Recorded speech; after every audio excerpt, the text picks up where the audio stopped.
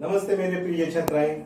पिछली तासिका में हमने प्रश्न पत्र ढांचा के बारे में हमने कुछ जानकारी प्राप्त की। प्रश्न पहला, प्रश्न दूसरा, प्रश्न पहला अ, प्रश्न पहला आ, प्रश्न दूसरा अ, प्रश्न दूसरा आ, इन सभी प्रश्नों के बारे में हमने पिछली तासिका में जानकारी प्राप्त की। आज इसी तासिका में हम प्रश्न तीसरा, चौथा और पांचवा जो प्रश्न है उन प्रश्नों के बारे में हम जानकारी लेंगे। तो प्रश्न तीसरा अ इस प्रकार होता है, इस प्रकार का है। प्रश्न तीसरा अ, प्रश्न तीसरा अ क्या लिखा है? निम्नलिखित प्रश्नों के उत्तर लिखिए। निम्नलिखित प्रश्नों के उत्तर लिखिए। निम्नलिखित प्रश्नों के उत्तर लिखो। इस प्रकार का प्रश्न होता है। प्रश्नों के उत्तर लिखो, उत्तर लिखो, इस प्रकार का प्रश्न होता है। और इस प्रश्न में दो में से एक प्रश्न का उत्तर लिखना है। दो में से एक प्रश्न का उत्तर लिखने का है। और इसको कुल अंक 3 दिए हैं। इसको अंक कितने दिए, गुण कितने दिए हैं? 3 गुण दिए गए हैं। 2 प्रश्न आते हैं, 1 और 2। इनमें से एक प्रश्न का उत्तर आपको क्या करना है? लिखना है। प्रश्न तीसरा आ, इसके बाद प्रश्न तीसरा आ आता है। उप प्रश्न कौन सा? निम्नलिखित प्रश्नों के उत्तर लिखिए। यही प्रश्न है। निम्नलिखित प्रश्नों के उत्तर लिखो। प्रश्नों के उत्तर लिखो। इस प्रकार का उत्तर लिखो, इस प्रकार का प्रश्न आता है। 2 प्रश्न दिए जाते हैं। 2 में से एक प्रश्न का उत्तर लिखना जरूरत है। यानी कि इसके लिए भी कुल गुण कितने दिए गए हैं? 3 दिए गए हैं। 2 प्रश्न पूछते हैं, 1 और 2, इस प्रकार के प्रश्न पूछते हैं।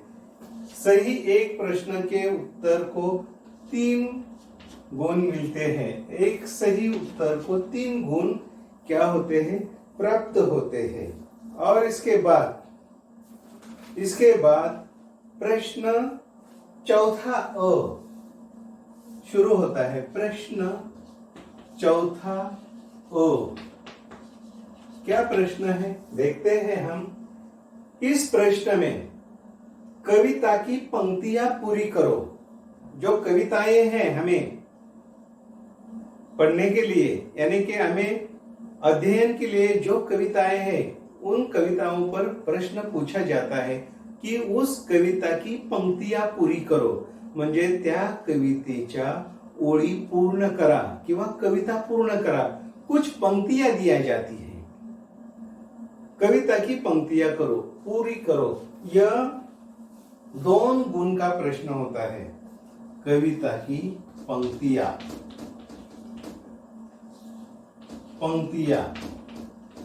पंक्ती म्हणजे ओळ, पंक्तियां म्हणजे अनेक ओळी। पंक्तियां पूरी करो, पंक्तियां पूरी करो, यानी की कवितेच्या ओळी पूर्ण करा। अशा प्रकारचा प्रश्न येतो चौथा अ मध्ये। आणि याला मार्क आहेत। इसको कितने कुल अंक गुण है? 2 गुण है। 2 गुण दिए गए हैं। इस प्रश्न का भी उत्तर आप सीधे और अच्छी तरह से क्या कर सकते हैं? लिख सकते हैं। एक ही प्रश्न पूछते हैं। कौन सी भी कविता हो, उस कविता पर प्रश्न पूछे जाते हैं। 2 गुण होते हैं और इस प्रकार चौथा अ यानी कि यह प्रश्न होता है। और चौथा आ प्रश्न कौन सा है देखते हैं। निम्नलिखित वाक्य का मराठी भाषा में अनुवाद करो। मराठी भाषा में अनुवाद करो, यह अगला प्रश्न है। मराठी भाषा में अनुवाद करो, अनुवाद करो। मराठी भाषा में अनुवाद करो, इस प्रकार का प्रश्न आता है। इसको कुल अंक दिए जाते हैं, 3 अंक दिए जाते हैं। 3 मार्क असतात पहा या प्रश्नालाही, की मराठी भाषेमध्ये किंवा आपल्या मातृभाषेमध्ये काय करा, भाषांतर करा, अशा प्रकारचा प्रश्न असतो। प्रश्न चौथा अ आणि प्रश्न चौथा आ हा जो उपप्रश्न आहे, या उपप्रश्नाला अशा प्रकारचं गुणदान दिलं जातं। तो मराठी भाषा में अनुवाद करो, इस प्रकार का प्रश्न आता है। कुल 3 गुण दिए जाते हैं और इसमें कितने वाक्य आते हैं, यानी कि 4 वाक्य आते हैं। 4 में से 3 वाक्यों सही लिखना है। 4 में से 3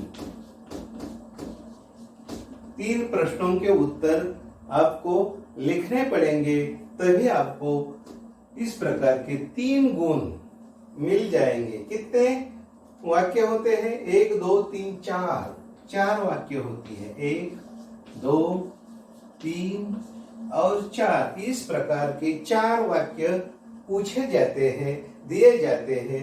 इनका सही उत्तर लिखना है। अगर आप सही उत्तर लिखेंगे तो आपको कुल अंक 3 मिलेगा और इसको ज्यादा गुण इस प्रकार पकड़ा जाएगा। तो प्रश्न चौथा अ इस प्रकार का होता है। और इसके बाद प्रश्न पांचवा, प्रश्न पांचवा के बारे में भी हमें जानकारी लेनी है और हम जानकारी लेते हैं। इस प्रकार हमारी छठी कक्षा की हिंदी विषय का ढांचा इस प्रकार होता है।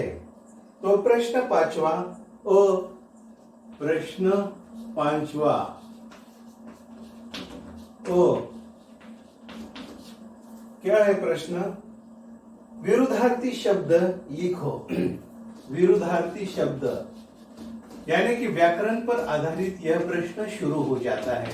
विरुद्धार्थी शब्द लिखना, शब्द लिखो, विरुद्धार्थी शब्द लिखो।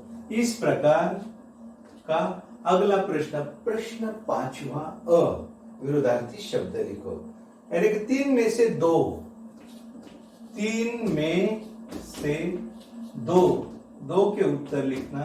कुल अंक 2 मिल जाएंगे आपको। अगर आप सही उत्तर लिखेंगे तो कितने गुण प्राप्त कर सकते हैं? यहाँ 2 गुण प्राप्त कर सकते हैं। पहला उत्तर, दूसरा उत्तर और तीसरा उत्तर, इस प्रकार के 3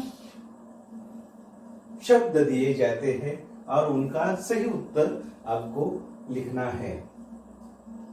यानी कि प्रश्न पांचवा आ कौन सा प्रश्न है?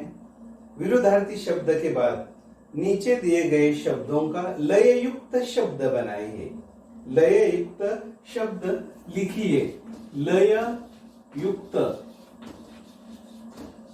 शब्द बनाइए, शब्द बनाइए, लय युक्त शब्द बनाइए। इस प्रकार के प्रश्न, यानी कि इस प्रकार का प्रश्न अगला होता है। इनमें से 3 में से 2 का उत्तर लिखना चाहिए। लिखना है आपको 3 में से 2 के उत्तर आपको क्या करने हैं? लिखने हैं। इस प्रकार आपको 2 गुण प्राप्त हो जाते। इस प्रकार पहला, इस प्रकार दूसरा और इस प्रकार तीसरा। इस प्रकार अगर आप उत्तर लिखेंगे तो अच्छी तरह से आप गुण हासिल कर सकेंगे। इसके बाद प्रश्न 6, प्रश्न 6 क्या है? 6वां प्रश्न, निम्नलिखित विराम चिन्ह पहचानो। विराम चिन्हों के बारे में हमने तो जानकारी प्राप्त की है। विराम चिन्ह का भाषा में सही उपयोग करना हमारी भाषा की अच्छी खासियत है। प्रश्न 6, निम्नलिखित विराम चिन्हों का प्रयोग। विराम चिन्हों का प्रयोग करो। विराम चिन्ह का प्रयोग करो। इस प्रकार का प्रश्न आता है, प्रयोग करो।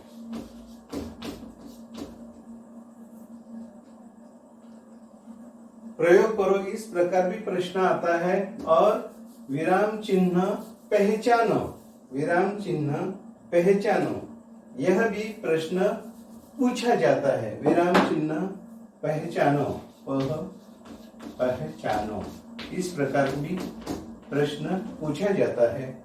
और यह प्रश्न 3 में से 2 इसका भी उत्तर लिखना है। 3 में से 2 प्रश्नों के उत्तर लिखने हैं। बहुत सही प्रश्न है। और आप अच्छी तरह से इस प्रश्नों के उत्तर क्या कर सकते हैं, लिख सकते हैं। और इसके बाद जो प्रश्न 6 अ, आ, ई और 7वां जो प्रश्न है, उन प्रश्नों के बारे में अब हम अगली तासिका में हम क्या करेंगे, जानकारी प्राप्त करेंगे। तब तक मैं यही रुकता हूँ। धन्यवाद।